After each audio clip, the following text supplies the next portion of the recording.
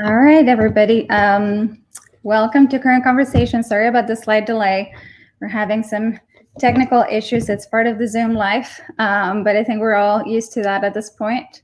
We're very excited to be talking to David Poses tonight about his memoir, The Weight of Air. He's going to be talking to our senior editor, Leonard Sparks, and going over his experiences and some of Leonard's questions. We also want to try to have time for questions from you. You can send them through the chat, or you can use the Ask a Question button that you will find somewhere along the bottom of your screen. So either the chat or the Ask a Question button, they both work fine. So since we started early, I'm just going to go right ahead and leave it up to Leonard and David. Thank you, Teresa, and thank you, David, for doing this. I mean, obviously, as we know, addiction has no boundaries. It has no geographic boundaries, no racial, ethical boundaries. It could happen to anyone, anywhere. And your book is just fascinating and incredibly dense. And it was just really just a great read. And I'll get right in because we don't have a whole lot of time. But one of the questions I want to ask you is, and start with this because I think you sort of touch on it a little bit in the book, but start with this idea. Is addiction something that's still maybe too often considered by people to be a moral issue? Yeah, and thank you for having me. It's nice to be here. Yeah, it's definitely moralized. I mean, until until fairly recently, addiction was considered to be an incurable moral defect. And when AA was developed in the 1930s, they labeled addiction a disease to reduce stigma because it was thought to be an incurable moral defect. So I mean, there's no question that we moralize drugs. I mean, if you look at the program of the kind of faith and abstinence approach, it's very much about prayer and asking God for forgiveness and all of that kind of business. And the way that we look at it today, I mean, I feel like the solution to a lot of these problems would be a lot more obvious if we didn't moralize drugs. Like we have this hang up that like you're a bad person, it's a bad thing. And it's interesting how we know that, opioids, for instance, they're painkillers. They've been killing pain since, longer than written language. And yet we have such an easy time saying bad people use drugs instead of people who are in pain use painkillers. And so this whole very convoluted idea of what addiction is gets put through this crazy filter that doesn't actually make any sense based on, those assumptions, which are, clearly not true. So, yeah. Let's talk a little bit about your journey, which it was obviously quite a journey. And,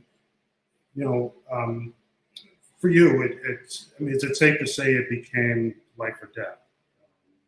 With the heroin and yeah, I mean, it was life and death from the beginning. Sure.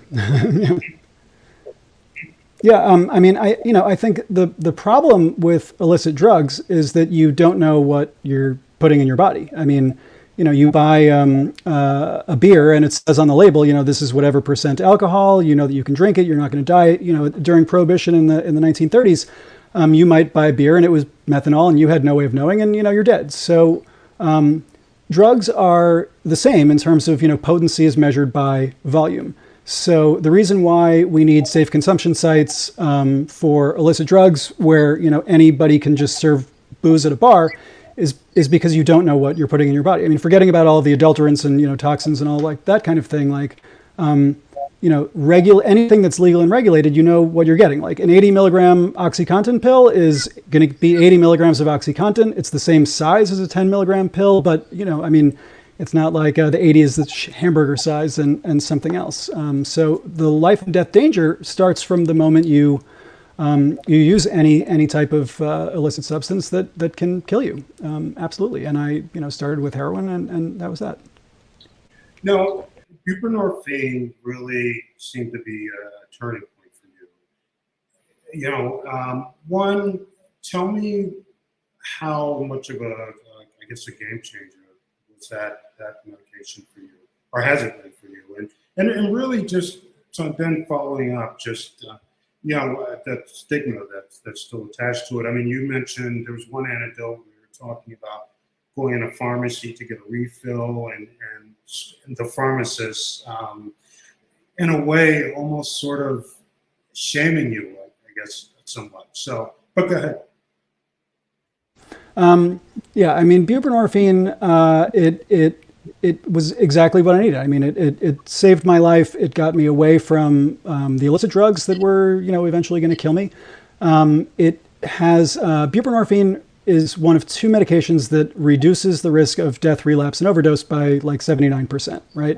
So, that's much better than the drugs that are, killing hundreds of people every day, and certainly, anything illicit. So for me, the draw to heroin and, opioids in the first place was, your opiate receptors, they regulate emotional pain and physical pain. They don't care if you have a prescription. They don't care what kind of pain you're killing. Like, that's just their job, right? So I struggled with depression from a very early age. And when I heard about heroin for the first time in fifth grade, and this cop said in a drug prevention assembly that it's the worst drug because it makes you not have any feelings, I thought, like, that's perfect. And as I got older, and I got drunk once when I was 15, and I haven't done it since. I smoked pot a few times. Nothing killed my pain. And by the time I got to heroin, like, I pretty much had to deal with myself that, if this didn't do everything I thought it was going to do, I'm out. Heroin was actually overkill, but I didn't know that heroin is an opioid and, all of this other stuff. Like, that's what I, wanted. And so I had heard about buprenorphine before I tried heroin because a friend of mine was part of the clinical trials in New York City, but I thought it was only for withdrawal. And so as I continued to struggle, nobody knew about it until like the very, very end when I told this one friend, and he said, "Oh my God, I told you about buprenorphine like, 20 years ago. What are you doing?" And so when I got on it, from the moment it started working, it was clear that it was exactly what I needed. It accomplished the same thing as the heroin in the sense that it, raised my base level depression, from like a basement level to a first floor. So like I could, I think of it like if I'm, thrashing and flailing in the middle of the ocean, and that's what it's like, whether I'm on, heroin or not. It's always, this distraction, whether I'm, trying to get it or hide it or whatever, or not think about it. So buprenorphine was like a rowboat that showed up and rescued me. And so my focus was, no longer on survival, but, living my life. So it certainly saved me from the perils of being addicted to a dangerous illicit drug, but it allowed me to live my life and to begin to recover. And so the idea of, these abstinence programs that are out there, opioids with every dose, whether, whether you have a prescription or you're buying it on a street corner, whatever you're using it for, they multiply your opiate receptors with every dose. And so there's all these studies about, the neuroplasticity of your brain chemistry rewiring and all of this, highfalutin science stuff. But basically there's, significant dysfunctional activity is shown in, people who have used opioids for any period of time, long after, they stopped. And it's the only type of substance or vice that has a natural target in your brain, right? So it floods your brain with dopamine and serotonin. The biological mechanics are exactly the same as whether you're, addicted to, sleeping with hookers or blackjack or smoking crack or whatever it is. But this is the only thing that has a natural target. And so it also, latches on with this, this ferocious way that no other, substance does. So the idea that sobriety gets easier with time, you're going to stop drinking and eventually, you're going to still want to drink or whatever it is, but you're not going to feel the way that it feels when you stop using opioids. I'm talking long after withdrawal, like your opiate receptors multiply. They need to be saturated in order to get back to that base level that I felt at 15. And now, I was 32, so I had billions more opiate receptors that needed to be saturated. And so buprenorphine is like a warm blanket on them. I didn't tell anyone for the first 10 years that I was on it because of the stigma. You feel like, I was so ashamed. I mean, I shouldn't need this. I had thought about methadone a bunch of times, but I couldn't go to a clinic because nobody knew that I was, struggling. So how could I possibly pull that off? So buprenorphine and methadone, the two medications that, save your life, even though they're proven to work, and methadone is considered the gold standard by, all of the American societies of, addiction studies and all that, and it has all this evidence. And we know that abstinence all by itself increases your risk of overdose, relapse, and death in equally dramatic fashion. So in spite of all of that data, like nobody, I shouldn't say nobody, but there are lots of people out there that I don't want my kid on buprenorphine, and the abstinence programs will tell you. It's an extension of your addiction, and, your kid is lying to you and they need to be completely abstinent. And that's the only way to do it and all like that. And it's like, that's just not true. I couldn't function without heroin. I don't like admitting that. Obviously that sucks. But that's how it is. Like, if my foot got chopped off and I needed morphine for the pain, nobody would be like, oh my God, the morphine is causing your pain and you've got to stop taking it, and, all like that. So I'm not, endorsing heroin use, but it did something, and it worked. And, I hated the lifestyle. There's nothing good about it whatsoever. It's obviously very dangerous. But the idea that, antidepressants, I was one of the 49% of people who are depressed and unresponsive to antidepressants. So really my options were, I tried to be sober. I would cobble together these stretches for 12 years, and it just didn't work. I couldn't function. So, for like family members that would say, when I, kind of outed myself, and they would say like, what are you doing this stuff for? Like, when are you going to stop taking it? You don't need it. And it's like, if I had diabetes, I don't think anyone would say, well, clearly your diabetes is in check. When are you going to stop taking that life-saving insulin? And the answer is obvious. I will die if I stop, that's a disaster. But with this, we, somehow feel like we're entitled to tell people that. And, that's kind of the problem, is that there's a lot of this shaming going on within the, faith and abstinence programs. And so you're hearing a lot of stories. You see this a lot in the news. Somebody gets out of jail and they die, the next day. Somebody gets out of rehab, they die the next day. There's this JAMA study that came out last year that Dr. Sarah Wakeman put together, and it shows that if your kid is addicted to opioids, and you you put them on medically, methadone and buprenorphine, 79% reduction in risk of relapse, overdose, and death. You send them to an abstinence-based traditional 30-day inpatient program. There's a 60-something% chance that they're going to be dead within 3 days of leaving that program. If you do nothing but get a bunch of Narcan and tell your kid, please don't use alone. We don't want you to do this, but we also don't want you to die. There's a much lower, or the chances that they'll be dead or alive in 6 months are significantly, like, off the charts greater than sending them to one of these programs, because abstinence means your tolerance is as low as it could possibly be. And illicit drugs are the highest risk of overdose because you can't possibly know what you're using, and there gives you no way to prevent it.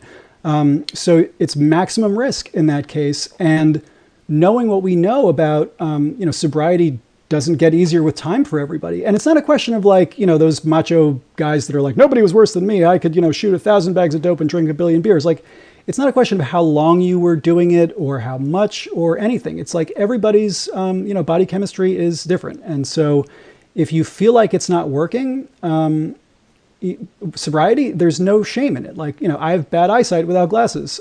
Should I not wear glasses because it's shameful? I need this foreign substance in order. You've got them too, you know how it feels. It seems crazy that we would do that. And I can't tell you how many parents I've heard from whose kid was in some kind of abstinence rehab, got out, got on buprenorphine, needed to move to like a sober living facility. They insist on complete abstinence. These experts without medical credentials are telling the parents, you got to get your kid off buprenorphine. This is terrible, whatever. And then they wean them off, and they die within, a matter of days because, it's the same old story. And it's really, those are the parents who, when that happens, it's terribly tragic. that's when they get it. And they all say the same thing to me. We've got to get through to the parents who, this is going to happen to them. And I don't want them to realize what the problem is, when it's too late. And I talk to other parents who say, what are you telling me? I'm not going to tell my kid to use drugs. Like, that's crazy. I mean, like, I've had this conversation with my mother a bunch of times, and, her views are, it's easy for her to go back to the kind of, Hazelden brainwash. But when she makes the kind of comments that you hear other people make, like, well, you make a mistake, it's accidental overdose, you deserve to die, whatever it is. It's like, okay, so then if I had died, you would have been like, okay, too bad, he made a mistake. Too bad for me, like, no. She's like, no, you're my kid. Why would I say that? Well, who do you think is dying out there? They're all kids of somebody. I mean, that's how it works. So I feel like the morality question that you're asking, the first question really feeds into this, because nobody wants their kid to use drugs. Nobody wants to think about, any of that stuff. But the question really is, you can't make somebody stop using drugs, but you can help them to reduce harm, and you can keep them alive. And so I think the question that the parents are framing it, it's not, do you want your kid to use drugs? It's, do you want your kid to be alive? Because if you frame it that way, I think the answer is obvious. Now, in terms of, I'm sorry, we have that echo again. In terms of getting sober and staying sober, is it enough to just put down the drug and that's it? Just leave it at that. Just put down the drug and you're done. It really depends on the drug and the person. I mean, it's interesting because, I grew up in the 80s and with the crack, this is your brain on crack, commercials, and it's addictive from the moment, you do it. The entire category of stimulants, which is cocaine, crack, meth, Adderall, whatever, you name it, right? There's no physical addiction.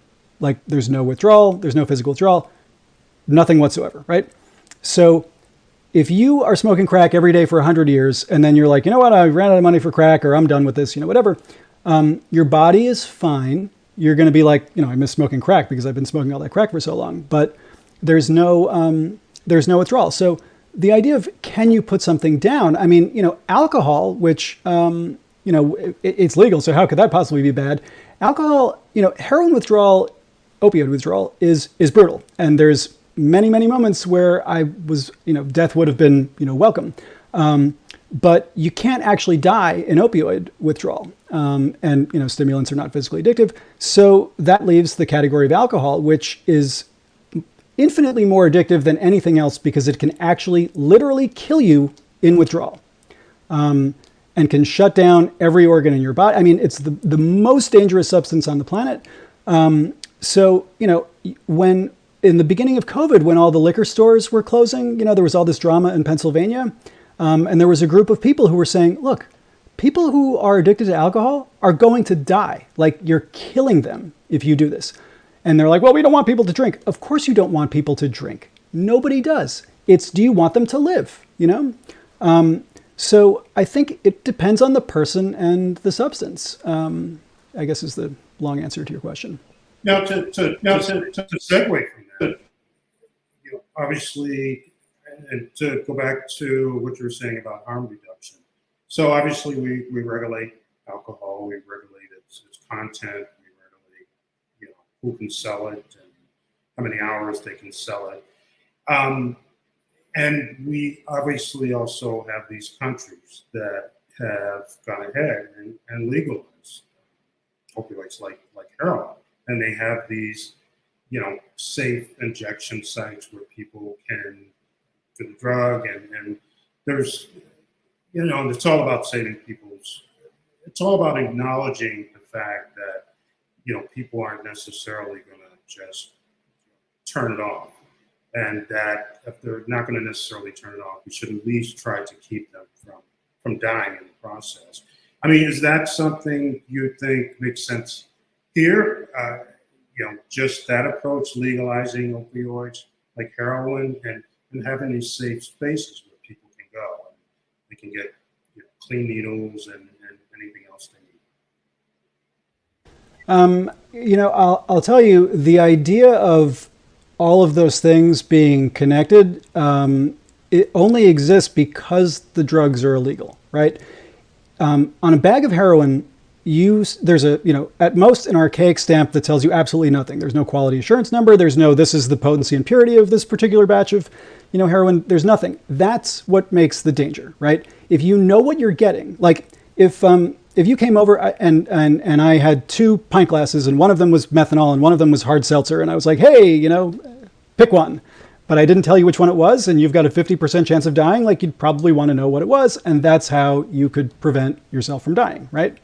So the safe injection sites exist because there's no way to know what you're sticking in your body when you're shooting illicit drugs. They're completely unnecessary if you know what you're getting, And so the people who complain about legalization are also the people who complain about the safe injection sites, and the methadone clinics and so forth. And, the fact is, like, these are all kind of consolidation prizes for how things really should be. So, I think it's that same problem of we're looking at it as, the idea that legalization leads to widespread use is a myth that we debunk every day. I mean, I go to the gas station. I don't buy a ton of beer. I don't think you do.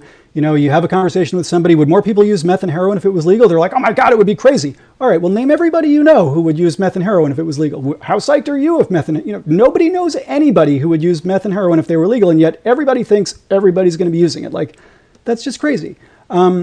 The country, Portugal decriminalized drugs in 2001, and there's a very important distinction between decriminalization and legalization and regulation. So legalize and regulate is like alcohol. You're going to go into the heroin store or whatever, and you're going to know exactly what you're getting. You're not going to get arrested, and in knowing what you're getting, you can avoid overdose, right? So if overdose is an overly potent dose, and you don't know the potency of what you're using, accidental overdose is not caused by drugs. It's caused by not knowing what you're doing. And there's no way to prevent it when a substance is illicit. You can prevent alcohol overdose when you're drinking because you know that, I'm not going to fill this, pint glass with tequila. That would be stupid, but I could fill it with, whatever. So decriminalization ends criminal penalties for possessing drugs, right? And in a case of overdose, like, if this is my drugs, it's not killing me to hold the drugs, right? It's the buying the drugs that I don't know what's in there and then, using the drugs. Like, that's where death happens. So the drugs don't change with decriminalization, just the criminal penalties. Legalization is the way to go. And the other thing with the safe injection sites that's worth mentioning is, of all of the safe injection sites that have ever existed since the dawn of time, right? Like 100% of them everywhere in the world, all the people who've ever been in them and shot up and done anything everywhere, there have been 0 overdose fatalities in all of them. And the idea that anybody would say, well, I don't like those places. I mean, it's like you're not really asking them, do you want to legalize and regulate drugs and make drugs safer? You're asking them, do you want more people to die or not? Because if, and that's with the moral question again, it's like, if we want more people to die, keep drugs illegal. We're making these decisions based on a desire and a flawed logic that more people are going to use drugs. I mean, I have kids. I don't want them to use drugs. I know that kids don't always listen. In the event that my kids decide not to listen and use drugs, I would really prefer that they don't die.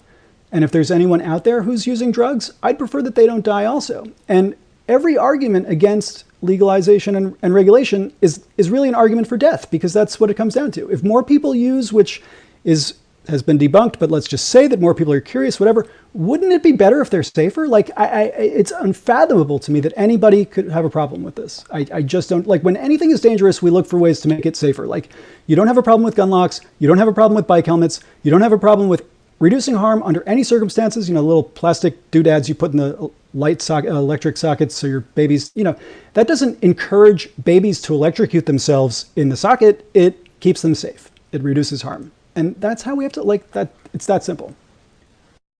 One of the things that was obvious to me in your book was that you had a very, very supportive mother throughout this whole thing. How important is family, and what would you say to families who have kids or other relatives that are really struggling with this problem. Yeah, I mean, I think the most important part that we miss is when I was too ashamed of the heroin to tell my parents why I was using it when they found out when I was 18, and they were too outraged and scared to ask. And that makes perfect sense. But for many, many years, I would go around saying things like, "Oh, heroin is pure evil; it steals your soul," and all this bad stuff that you hear people say. And in doing so, I invalidated my reasons for using. Right? If it's pure evil, I got nothing out of it. What am I, a moron? Why am I doing this? If somebody would have, and then in rehab, they told me, depression is an excuse, the problem is addiction, and all this stuff that is just completely bonkers. But these are non-medical experts, pushing a magical thinking cures. So if somebody were to have said, "What are you trying to accomplish here? We don't like that you're using this heroin, and we would prefer that you stop. But what is it that you're trying to get out of this?" And then I could say, "Hey, I'm really depressed, and I'm thinking about killing myself, and that's why I did this." Well, that changes the trajectory of my treatment, right? But if they're going, "Oh, you're a scumbag and you're sticking needles in your arms and this is gross and addiction is bad and moral mumbo jumbo," it's a totally different approach. So I think the biggest mistake we make is not asking and not listening. We say, "Oh, you're crazy. I mean, you're lying," and all of these things. Like we extrapolate. We lie because we're ashamed. And if you've ever been ashamed of something and lied about it, you know why we lie about drugs. I mean, it's, I'm going to tell you, I just broke the law and bought a bunch of heroin and stuck it in my arm, Talk about just this idea, you reminded me that I wanted to ask you about. It was just this, I think one of the ideas that you also raise is the substance use is actually sort of a symptom or an outcome of these larger issues that need to be addressed. Is that a fair way of putting it or describing it? Absolutely. I mean, there's a really tragic corollary between unemployment and overdose fatalities. Anywhere in the country, any county, anywhere, at any time. When since I guess like 2004, when unemployment goes up 1%, overdose fatalities go up 3%. And the reason is people are miserable and they want to feel better. I mean, drugs are a coping mechanism, and so the idea that we look at sobriety as the end all be all, and the fact is, addiction is compulsive drug use, right? It's compulsive use despite negative consequences. So the compulsion to use, like if you're, an OCD person who, I got to turn the doorknob 38 times or else my cat's going to die. You're one of those, kind of people. You stop turning the doorknob and you are abstinent. You're sober, right? So your addiction is over, but the compulsion to turn the doorknob isn't there. And we need to treat the compulsion. And so in most of the country, I mean, look, depression rates are skyrocketing. Everybody's anxious. Everybody's traumatized. Everybody has some kind of problem. There are no resources for mental health issues. It's terribly stigmatized. I mean, we look at it like, that you can't will away physical pain. We think you can, snap out of that mood. I'll give you something to cry about. Look on the bright side, kind of thing. So, I hear these stories of these kids in coal country in West Virginia. I mean, it's a dead end there. Where we live here, like you could go to the city, you could go to college. I mean, let's face it, we got a good thing going here, right? So if I'm 18 and I know that I'm going to go absolutely nowhere because I live in the middle of nowhere in West Virginia, and somebody shows up with anything that's going to make me feel better, and there's absolutely no resources, and I don't even know I'm depressed because I've never even heard of it before, guess what? I'm all in on that, And so if we're not going to solve the problems that lead people, I mean, like demand for painkillers is not going to go away until our supply of pain is gone, So if we're not going to do something about the pain supply, the least we could do is help you to not die, with these drugs that we insist on not making safe because we're, really that's the moral issue. We have a question. We have a question about the complicity, for lack of a better word, pharmaceutical companies, the distributors, obviously doctors, and certainly the opioid crisis that sort of follow the rise of prescription painkillers, and obviously I know you had a problem with those at some point too. And we just had the approval of the settlement with Purdue Pharma. I mean, what are your thoughts on that? Yeah, I mean, it's a very sticky wicket because if Purdue Pharma had come out with ham sandwiches, this would not be a ham sandwich epidemic, right? We were primed for this crisis from the beginning. That's not to say that they don't deserve the most medieval of punishments. It's just that they showed up with the special sauce at a time when everybody was desperate for it. And so, can you blame them for doing what they did? I mean, on one hand, they're a for-profit company that sells something that they want to sell as much as they can. Were they complete greedy scumbags? Absolutely. I have nothing good to say about them. However, we should have seen this coming. I mean, they had pain turned into the only subjective vital sign, right? They didn't just decide that. Like, that requires so much lawmaker complicity. And there was a time that, if you're old enough to remember, which I am, you can remember lawmakers talking about, well, nobody should have to suffer in pain. And, that's just terrible. And, these guys are saving people's lives and, all that kind of stuff. And the tables have turned so much for the worse. I mean, the overdose fatalities for many, many years, the vast, vast majority, like I'm talking, 90-something%, are caused by illicit drugs. And the reason for that is you don't know what you're putting in your body. You know that 80 milligrams of OxyContin, whatever. So you're hearing today about cancer patients in hospice that are being deprived of pain medicine. I mean, so we've swung in the opposite direction in such a bad way. And I feel like, Purdue Pharma, you look at the El Chapo trial, he loses everything and he's in jail forever, right? The Sacklers are the biggest scumbags, kingpins that have ever lived, and they're never going to go to jail. They've got indemnification for another generation. If their grandchildren go out and decide to make some drug that murders everybody, we can't say anything about it. I mean, that's just crazy. And the doctors, you got to think about how much of, is capitalism a part of, their job? Are they looking to, really be that much of a scumbag? Maybe they believed what Purdue Pharma said. I mean, look, OxyContin is not the first opioid that ever, existed.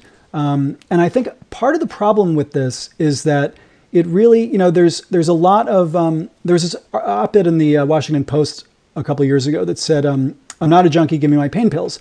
And this woman had knee surgery, and she was talking about how, the pain isn't so bad anymore, but if she doesn't take her painkillers, she gets really depressed. And so for that reason, people like me are making it impossible for her to get an adequate supply of these drugs that are perfectly safe and so forth. And it's like, all right, so you're describing basically exactly what's going on with me and what makes me, a junkie.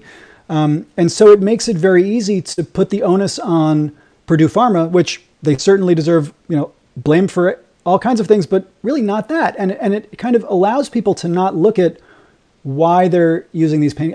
I know lots of people who've had lots of surgeries and whatever, and they've taken, a prescription, painkiller for however long, and then they don't need it anymore, and that's that. If you're still taking OxyContin after the physical pain has gone away, it's because there's emotional pain. And if you're going to go around and blame, the scumbags for it, which is fine, you're not really looking at what's actually going on with you. And, look, anybody else's business, I'm certainly not here to judge, but I feel like that's kind of sad in the same way that, in rehab, when they told me addiction is the problem, it's like that's kind of a scapegoat for, something that, like, for years I thought, like, oh my God, that's, terrible. And I focused on the exact wrong thing. So it makes it that much harder for you to get the treatment that you need for, depression. So yeah, I guess the bottom line is that Purdue Pharma really just fucked everything up. But is that okay? And with that, we're actually out of time, and I'm surprised at how fast our time went. So I want to thank you. thank you for doing this. It was a great discussion, and I think we certainly covered some really important topics and really some important ideas. I mean, it seems to be harm reduction is something that isn't going away, and it seems to be something that gains just a little bit more traction the deeper we go into this. So thank you for doing this, and congratulations on the book and frankly the success of it. So thank you so much. Thank you. Thanks. Great speaking to you. Yep, you too.